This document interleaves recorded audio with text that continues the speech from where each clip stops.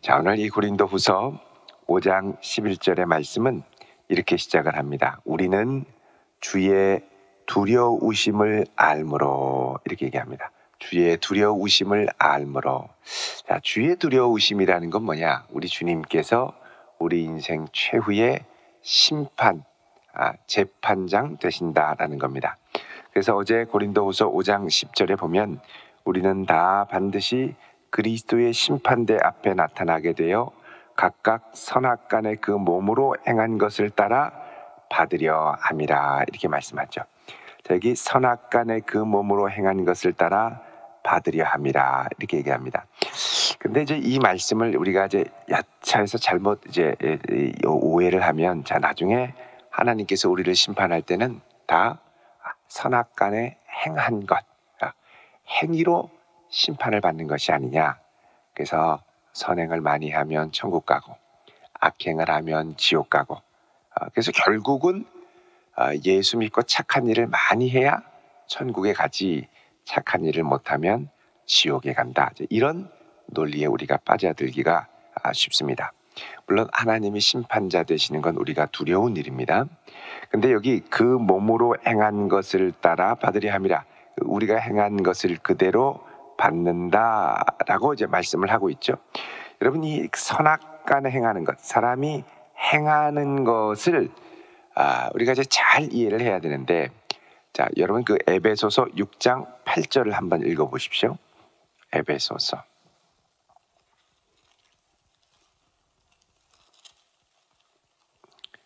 6장 8절 우리 같이 읽어보시면요. 시작. 이는 각 사람이 무슨 선을 행하든지 종이나 자유인이나 주께로부터 그대로 받은 줄을 알미라. 아멘. 자, 각 사람이 무슨 선을 행하든지 그대로 받을 줄 알아. 그대로, 내가 한 그대로 받을 줄 알라. 여기서 사람이 하는 것은 뭐냐? 선을 말합니다. 선. 사람이 선악간에 행한 모든 것을 그대로 받는다라고 할 때, 여러분, 이제 이게 우리가 자칫하면 우리의 행위로 구원을 결정한다라고 이제 받아들이면, 이제 어떻게 오해할 수 있냐면, 우리가 예수를 믿고 의롭다 하심을 받았는데, 우리가 의롭다 하심을 받은 그 칭의가 우리의 행위로 말미암아 칭의가 취소될 수도 있느냐라는 문제에 직면할 수가 있습니다. 자칫하면 우리의 악행이 하나님의 의롭다 하시는 칭의와 구원을 취소할 수 있는가라는 것입니다.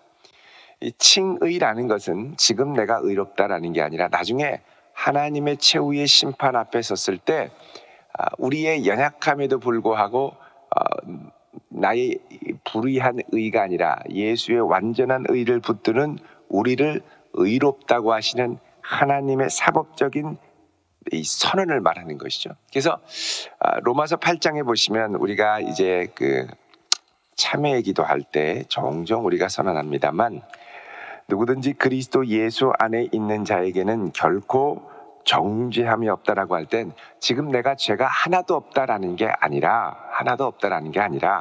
우리가 예수 안에, 예수 믿고 의롭다 하심을 받았기 때문에 주님의 심판대 앞에 설 때는 우리가 예수 믿는 믿음으로 의롭다 하심을 받기 때문에 막 살아도 된다는 게 아니라, 2절에 예수 안에 있는 생명의 성령의 법, 생명의 성령의 법을 따라 이제부터는 그 법을 따라 죄와 사망의 법을 이기고 순종하며 사는 삶이 시작됐다는 겁니다. 그래서 3절에 율법이 육신으로 말미암아 연약하여 할 수 없는 그것을 하나님의 아들이 하셔서 완전한 율법의 요구를 이루시고 우리의 죄를 위하여 속죄 제물을 담당하시고, 그 다음부터는 어떻게 하느냐? 4절에 육신을 따르지 않고 영을 따라, 성령을 따라 행하는 우리에게 율법의 요구가 이루어지게 아니라, 자, 이제 성령을 따라 우리가 행하기 때문에 율법이 요구하는 것을 억지로 행하는 것이 아니라 주님을 기쁘시게, 주님을 사랑함으로 하다 보면 뭐가 되느냐? 성령의 요구를 이루게 된다는 거죠. 그래서 6절에 마음이 바뀌고 생각을 바뀌니까 육신을 따르는 자는 육신의 일을, 영을 따르는 자는 영의 일을 생각하고, 육신의 생각은 사망으로 가지만 영의 생각은 생명과 평안으로 가고, 그래서 9절에 8절에 육신에 있는 자들은 하나님을 기쁘시게 할 수 없으나 예수 안에 예수의 생명을 얻은 우리들에게는 하나님의 영이 거하시죠. 9절에 만일 너희 속에 하나님의 영이 거하시면 너희가 육신에 있지 않고 영에 있나니 누구든지 그리스도의 영이 없으면 그리스도의 사람이 아니니라. 이제부터는 성령을 따라 사는 것. 12절에 그러므로 형제들아 우리가 빚진 자로 돼 육신에 져서 육신대로 살 것이 아니라 이제 영으로서 몸의 행실을 죽이는 역사가 우리 가운데 일어나게 된다는 겁니다. 그 다음부터 14절에 하나님의 영으로 인도함을 받은 사람은 하나님의 아들이에요. 그러니까 그리스도 예수 안에 정죄함이 없다라는 건 최종적인 사법적인 판단 앞에 우리가 예수 믿는 믿음으로 의롭게 되었고, 지금부터는 뭐가 시작되느냐? 하나님의 생명의 영 성령이 우리에게 임하셔서 성령을 따라 사는 삶이 시작이 되었다라는 것입니다. 그래서 그 삶으로 우리가 선악간에 행하고 행한 그것을 하나님 앞에 나중에 심판을 받는다는 거죠. 그러니까 우리가 하는 모든 행동을 이제 천국이냐 지옥이냐가 아니라 주님 앞에 우리가 예수 믿고 의롭다함을 받은 상태로 우리가 살았던 모든 삶의 걸음이 나중에 주님 앞에 다 선악간에 심판을 받는다는 겁니다. 그래서 나중에 하나님의 이 심판대 앞에는 뭐가 있느냐? 생명책이 있고 행위책이 있죠. 행위책은 우리의 행실을 기록합니다만 생명책에는 예수 믿는 자의 생명이 기록된 책이 있다라고 말씀을 합니다. 그러니까 우리가 이제 예수 믿는 자로 하나님을 기쁘시게 했던 것들을 하나님이 기억하시고 특별히 그분이 잘했다 칭찬하고 기뻐하실 그날이 올 때에 여러분 하나님의 책에 아름답게 기록될 수 있기를 축원드립니다. 그래서 주의 두려우심을 안다라는 건 하나님이 우리가 걷는 걸음걸음을 다 아시고 나중에 이 걸음에 대해서 다 선악간에 심판하신다, 다 헤아리신다라는 겁니다. 그때 여러분 상급을 많이 받는 성도 될 수 있기를 바랍니다. 의롭다함을 받았지만 그냥 단순히 의로운 것으로 끝나는 게 아니라 큰 상급을 받고 주 앞에 가야죠. 그래서 우리가 주의 두려우심을 알므로 우리의 걸음걸음이 다 하나님의 심판대 앞에 설 것을 우리가 알기 때문에 우리가 사람들을 권면하고 또 우리가 하나님 앞에 알려졌으니 하나님이 우리의 모든 걸음걸음을 아시니, 이 말은 이제 그 당시에 이 환경, 이 정황으로 말하면 뭐냐 하면 사도 바울의 일행이 추천서도 없이 고린도 교회에 나타나는 건 이거는 자격 미달이다, 사도로서 자격이 없다 이러면서 배척하는 그런 정황을 말합니다. 그런데 우리가 하나님 앞에 알려졌고 그리고 너희 양심에도 알려지기를 원한다라고 합니다. 하나님이 최후의 심판장 되시고 우리의 모든 걸음을 아시는 그 하나님 앞에서 하나님께서 너희 양심에게도 말씀하시기를 원한다는 겁니다. 무슨 말이냐? 우리가 추천서가 있어서 누구의 추천서를 받고 이게 아니라 너희들이 하나님의 편지고 그동안 우리들이 복음으로 수고하고 애쓴 것들을 너희들이 알고 그렇게 해서 예수의 편지로 향기나는 냄새로 샀는데 너희들이 편지가 되지 않느냐라는 겁니다. 그래서 11절에 보면 오직 12절에 우리가 다시 너희에게 자천하는 것이 아니고 오직 우리로 말미암아 자랑할 기회를 너희가 주어, 다른 말로 하면 너희가 추천서가 되어서 마음으로 하지 않고 외모로 자랑하는 자들에게 대답하게 하려는 것이다. 자, 고린도 교회에서 반대자들이 야 바울은 추천서도 제대로 가져오지 않고, 또 지난번에 바울이 고린도에 방문했을 때 딱 보니까 바울 보니까 정말 실망이 되대. 그 몸을 볼 때는, 몸으로 대할 때는 참 약하다 이렇게 얘기합니다. 그래서 고린도후서 10장 10절에 보시면요, 그 당시에 고린도 교회에서 바울을 대적하는 사람들의 비방이 나오는데 10장 10절에 그들의 말이 그의 편지들은 무게가 있고 힘이 있으나 그가 몸으로 대할 때는 어떻게 해요? 약하고 그 말도 시원치 않다. 자, 몸으로 볼 때는 이게 내가 편지를 읽을 때는 사도 바울의 모습을 막 상상하고 그랬는데 이게 보니까 진짜 실망이야. 이렇게 되는 거죠. 저도 어제 어느 교회에 이제 그 교회가 준공 검사를 교회를 좀 다시 증축을 해서 축하를 하기 위해 사람들이 안 가는 때에 조용히 가서 축하를 한다고 목사님 따로 이렇게 개인적으로 인사를 하고 교제를 나눴습니다만, 그때 이제 그 교회에 이제 한 분이 이렇게 성도님이 오셨는데 인사를 하면서 이게 도한교회 목사님이시다. 그러니까 이분이 그러시냐고 그러면서 새벽마다 말씀을 들은다고 하면서 저를 이렇게 보시는 거예요. 그래서 왜 그러냐 그랬더니 자기가 상상했던 목사님이 아니라는 거예요. 겉으로 보니 시원치 않다.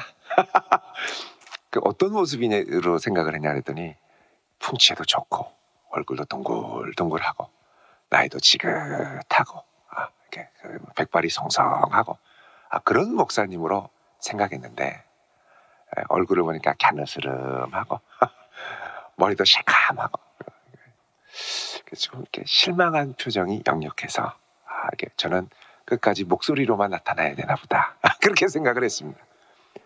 그 바울도 편지를 볼 때는 막 은혜를 엄청 받은 거죠. 근데 딱 보니까 어째 시원치 않고 말도 어째 좀 시원치 않다. 그래서 실망을 한 거죠. 그래서 사람들이 외모로 자랑하고 평가하는 사람들. 그래서 이 사도 바울이 추천서를 갖고 와서 막 보여주고 이게 자랑할 게 아니고 너희들이 그러니까 나는 말도 시원치 않고 연약하지만 내가 하나님이 나를 통해 복음을 증거하고 나를 통해 역사하신 하나님으로 이 너희 성도들이 든든하게 선 너희들이 추천서가 되어야 된다라는 겁니다. 그래서 사도 바울은 자기 자랑, 자기 추천, 셀프 추천이 아니고 그 말씀과 하나님의 역사로 든든하게 된 성도들이 추천서라는 겁니다. 여러분이 교회의 추천서가 되고 여러분이 주님께서 살아 역사하심을 증거하는 편지가 되어 대전 곳곳을 향기롭게 비출 수 있기를 축원드립니다. 그래서 이 얘기를 하고 13절에 우리가 만일 미쳤어도 하나님을 위한 것이요. 그러니까 적대자들이 이 바울을 이 바울은 좀 미친 사람 같아. 이렇게까지 비난을 하는 거예요. 이 말을 들으면 정말 이게 혈압이 끓는 말이죠. 미친 거 아니야, 바울. 이렇게 되는 거예요. 그래서 우리가 만일 미쳤어도 하나님을 위해서 미친 것이고 또 정신이 온전하여도 너희를 위한 것이니 이 모든 것이 뭐냐? 그리스도의 사랑이 우리를 강권하시는도다. 그러죠. 그러니까 사도 바울이 행동하는 동기는 뭐냐? 그리스도의 사랑이라는 겁니다. 여러분, 이 사랑을 받은 자는 막 살아서는 안 된다는 것을 압니다. 많은 사랑을 받은 자녀는 막 나가는 것 같지만 엄마 아빠 생각해서 막 나가면 안 된다는 걸 압니다. 우리도 이게 그리스도의 그 크신 사랑, 십자가에 죽기까지 모든 것을 내어주신 그 큰 사랑을 받은 자이기 때문에 막 살아서는 안 된다는 것을 압니다. 그러니까 사도 바울의 행위의 가장 큰 동기는 뭐냐? 두려움이 아니고 그리스도의 사랑이라는 겁니다. 그러니까 내가 큰 사랑을 받은 자로 큰 걸음 살고 그리고 이렇게 걸음걸음 같은 걸 그분이 모르는 게 아니라 나중에 심판대 앞에 내가 걸음걸음 사랑으로 했던 게 다 드러난다라는 걸 아는 것이죠. 전능하신 하나님 앞에.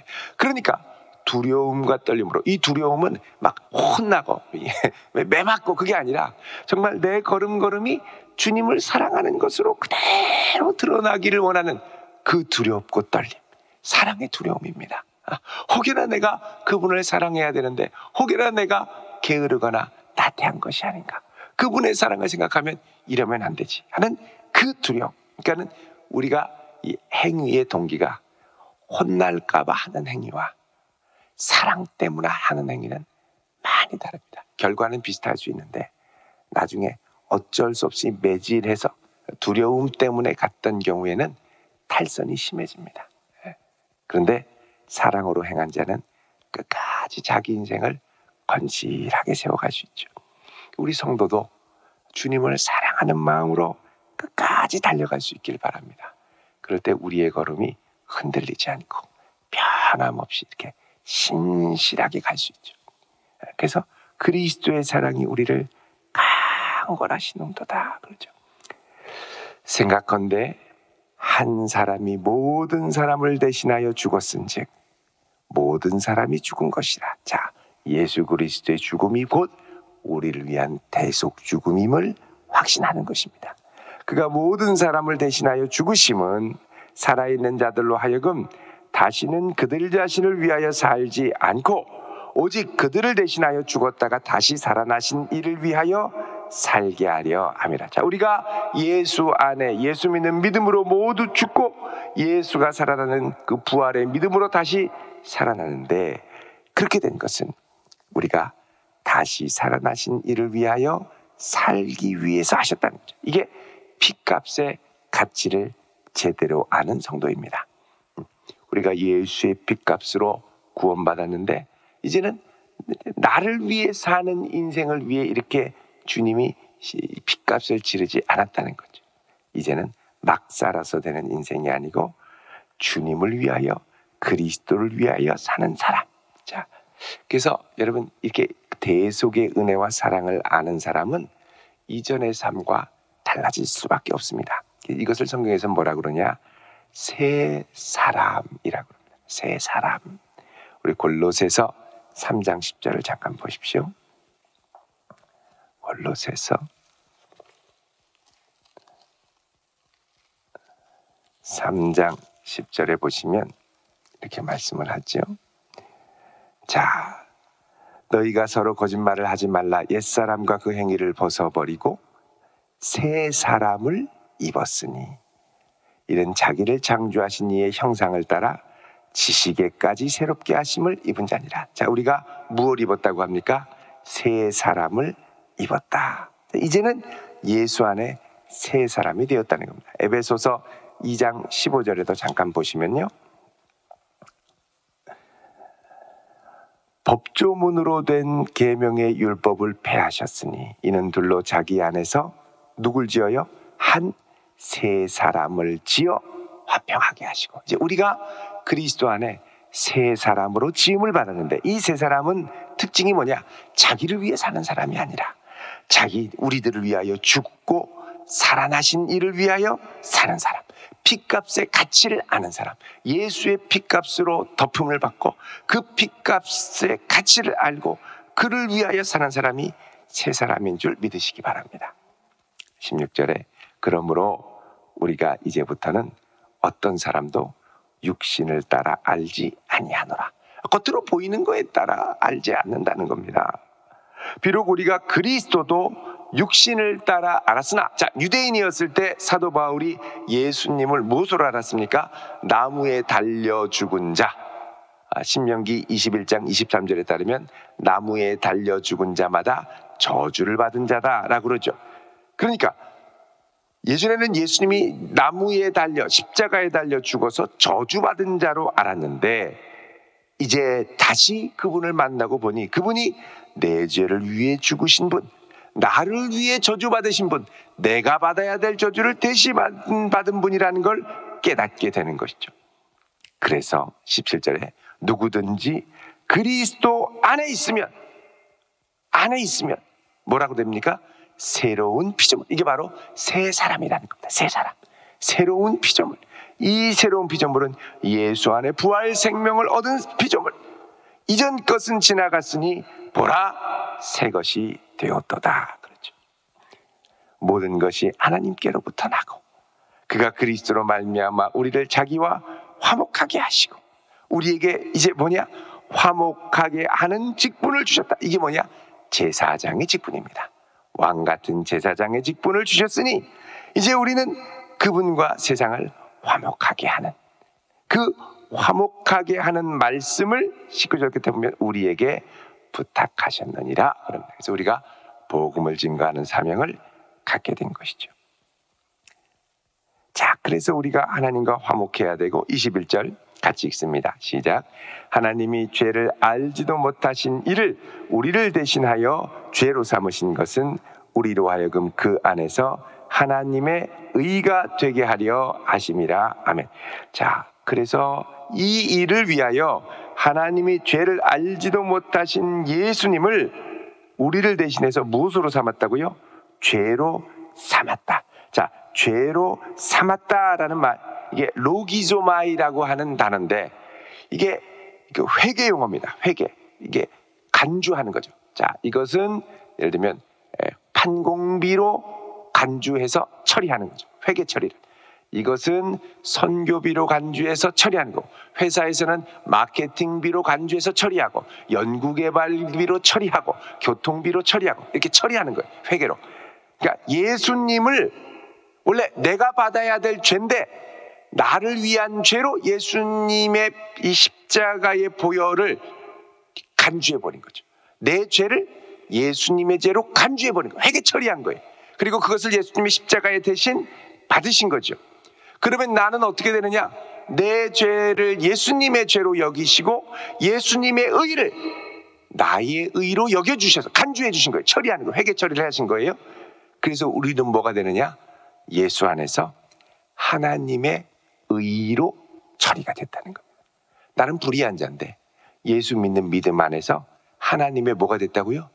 의로 처리해 주셨다는 거예요. 하나님의 의가 되었다는 것이죠. 그래서 우리의 구원은 나의 의로 구원받는 게 아닙니다.